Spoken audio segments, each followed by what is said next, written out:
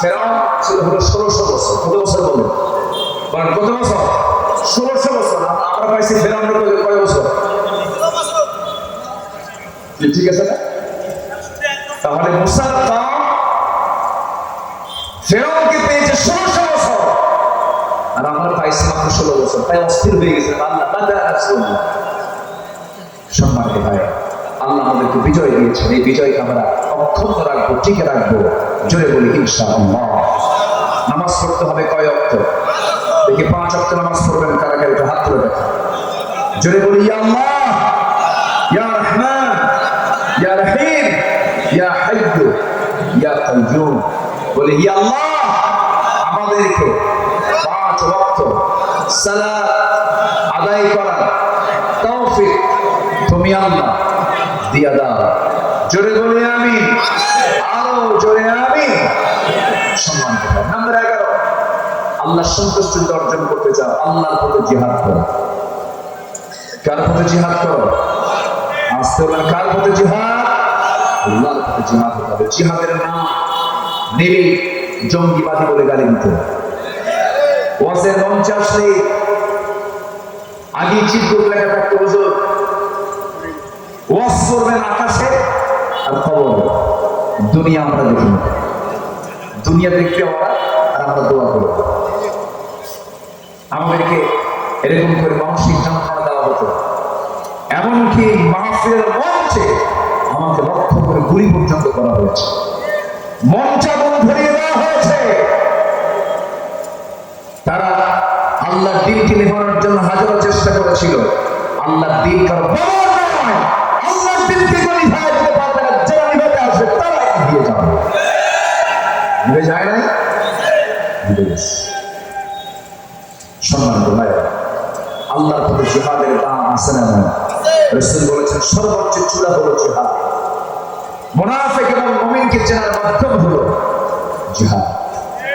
মুনাফিক মসজিদে যেতে পারে, মুনাফিক দান সদকা করতে পারে, মুনাফিক রোজা রাখতে পারে, মুনাফিক দাড়ি রাখতে পারে, মুনাফিক পাগড়ি পরতে পারে, মুনাফিক জুব্বা পরতে পারে, মুনাফিক চোখের সুরমা লাগাতে পারে, মুনাফিক জীবন দেওয়ার জন্য জিহাদে যেতে পারে না। কথা ক্লিয়ার? কথা ক্লিয়ার? যাদের কাছে জিহাদ চুলকায় ওরা মুনাফিক। ওরা কি বলেন? দিন এমনি এমনি আসে না। দিন কায়েমের জন্য আমার নবীর পবিত্র দেহ থেকে রক্ত ঝরাতে হয়েছে। যে বিশ্ব নবীর গায়ে একটা মশা পড়ত না, যে রাসূল দিনের প্রহরে সূর্যের নিচে হেঁটে গেলে আল্লাহ তাআলা সূর্যের নিচে এক খণ্ড মেঘ সর্বক্ষণ রেখে দিতেন, যে রাসূলকে আল্লাহ তাআলা নিজে দাওয়াত দিয়ে আরশ আজিমের মেহমান বানিয়েছেন। তার জেরাতে জন্ম হলো সুবহে সাদিকের সময়। আমার রাসূলের জন্ম হলো কোন মাসে? এই মাসের নাম কি? একটু কথা বলা দরকার তো।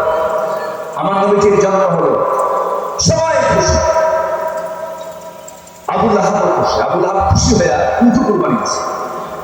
আবু লাহাব ভাইয়ের ছেলে ভাতিজা, সবাই প্রচন্ড খুশি। আবু তালেব খুশি, প্রচন্ড খুশি যে আব্দুল্লাহর ঘরে একটা চাঁদ ফুটে উঠেছে, চাঁদ এসেছে।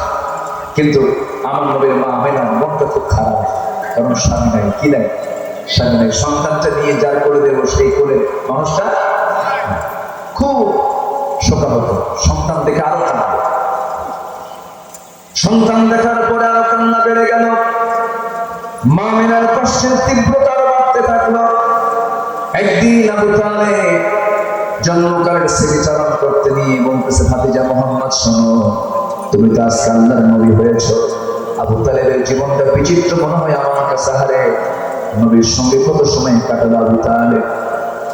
আমার নবী যখন বয়স 8 বছর, আমার নবীর নবুয়তের 40-45 বছর পর্যন্ত আবু তালেব ডানে বামে সামনে পিছনে ছিলেন।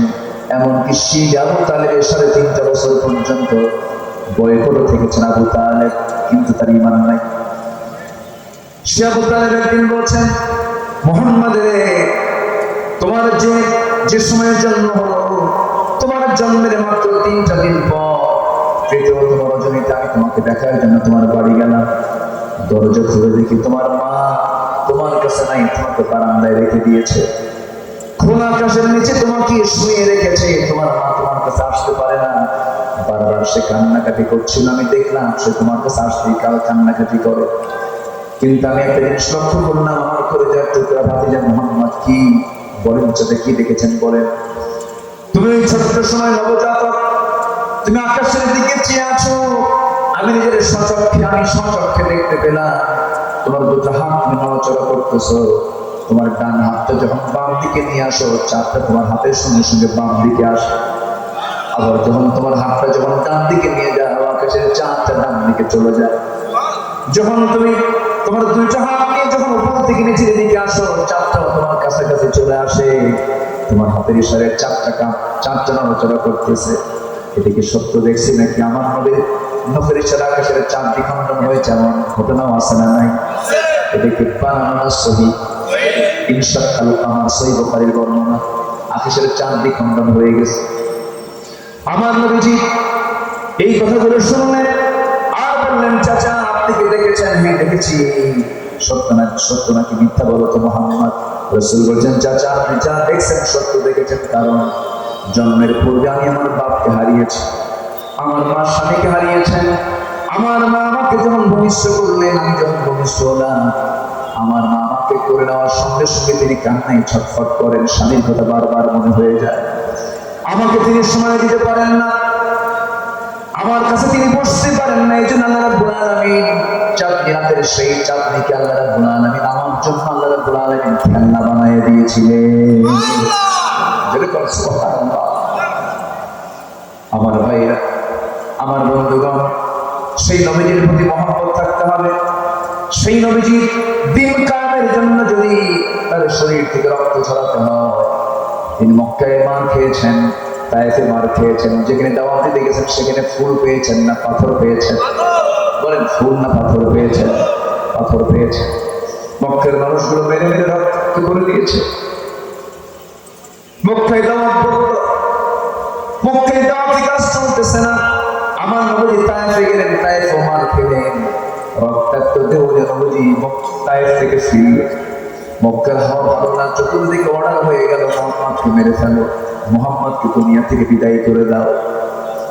শেষ পর্যন্ত আল্লাহ রাসূল মক্কা পর্যন্ত টিকতে পারলেন না, তাকে আসামি করা হলো, মামলা দেওয়া হলো, রাষ্ট্রদ্রোহের মামলা। কিসের মামলা বলে?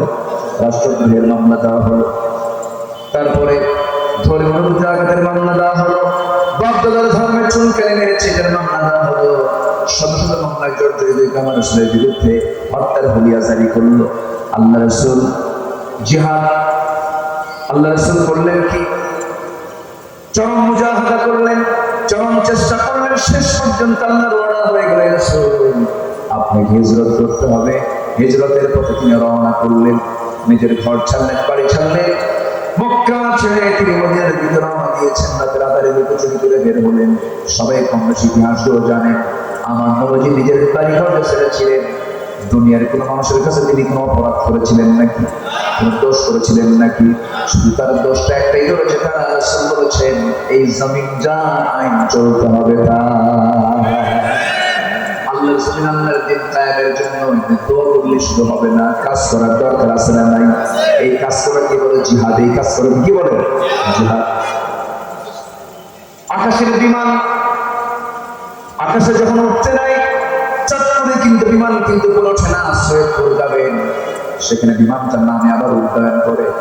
নামার সময় গেলে তেমন পরিশ্রম নাই, সে ডেলিভারি দেয়, আস্তে করে নেমে যায়। কিন্তু নামার সময় সহজ হলেও ওটা সহজ না, কঠিন। কঠিন চেষ্টা করতে হয়। বিমানের পাইলট আগে মোহরা দেয়, এক হাত দুই হাত করে চাকা ঘোরাতে থাকে, ঘোরাতে ঘোরাতে যেতে যেতে গিয়ার বাড়ায় এমন জোরে টান মারে, এক টানে ধাক্কা মেরে আকাশের দিকে উড়ে চলে যায়। এই যে চেষ্টা করছে বিমান, এটাকে বলা হয় মুজাহাদা, চেষ্টা। এই ধাক্কা, এই চেষ্টাকে আরবি বলা হয় মুজাহাদা। আল্লাহর জমিন আল্লাহর দিন কায়েমের জন্য এই চেষ্টাকে জিহাদ বলা হয়। এই জন্য প্রত্যেকটা বান্দার মুজাহিদ হওয়ার দরকার আছে না নাই? বলে আছে, মুজাহিদ হতে হবে সবাইকে।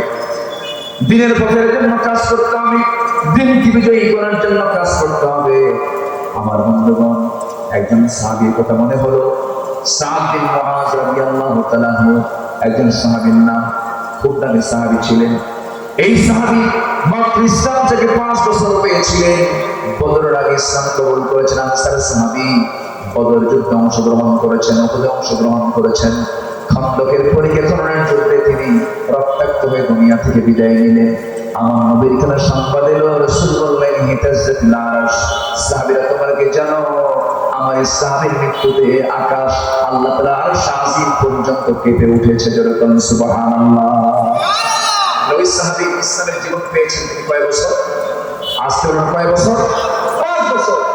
সফল হয়ে গেছেন, জান্নাত পেয়ে গেছেন। قد أفلح من تزكى وذكر اسم ربه فصلى بل تؤثرون الحياة الدنيا والآخرة خير وأبقى إن هذا لفي الصحف الأولى صحف إبراهيم وموسى। পাপের উপর অবিচল না থাকা, নাম্বার 12 মহান আল্লাহর নিকট ক্ষমা প্রার্থনা করা।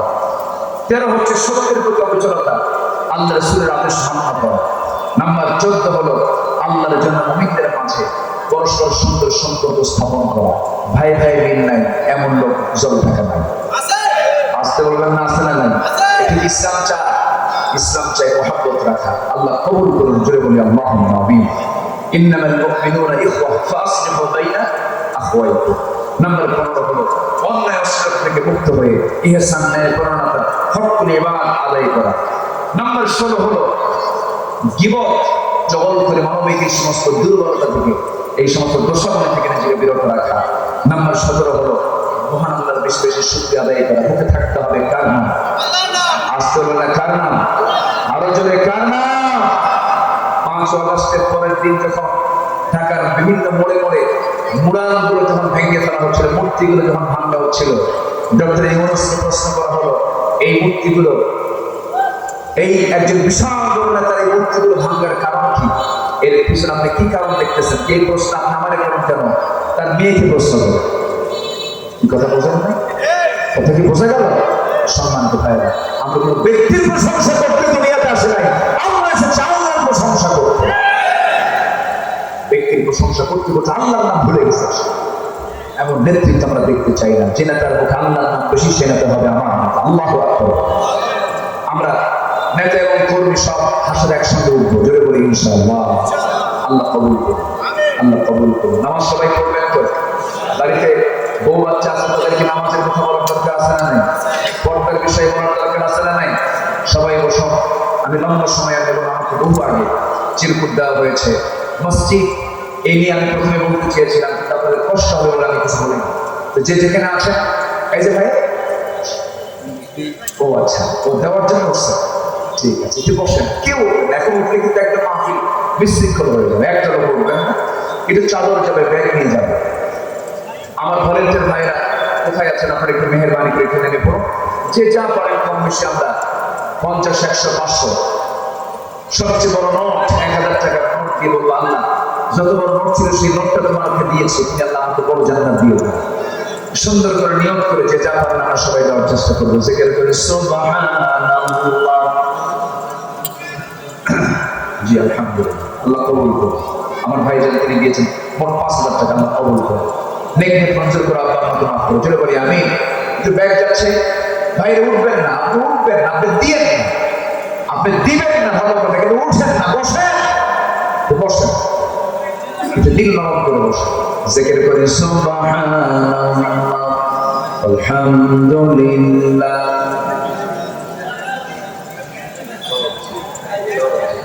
এই সব তিনি দিয়েছেন মসজিদের জন্য 5000 টাকা। চলে বলি আলহামদুলিল্লাহ, আল্লাহ কবুল করুন। নেক মঞ্জুর করে আল্লাহ আমাকে মাফ করুন। রাফিউল কোথায়? যে ভলেন্টিয়ার ভাই আপনাদের নামায় দেন, যে যা পারেন আমরা সবাই নেব ইনশাআল্লাহ। দিনকে নরম করে যত হাত, প্রত্যেকটা হাতের ছোঁয়া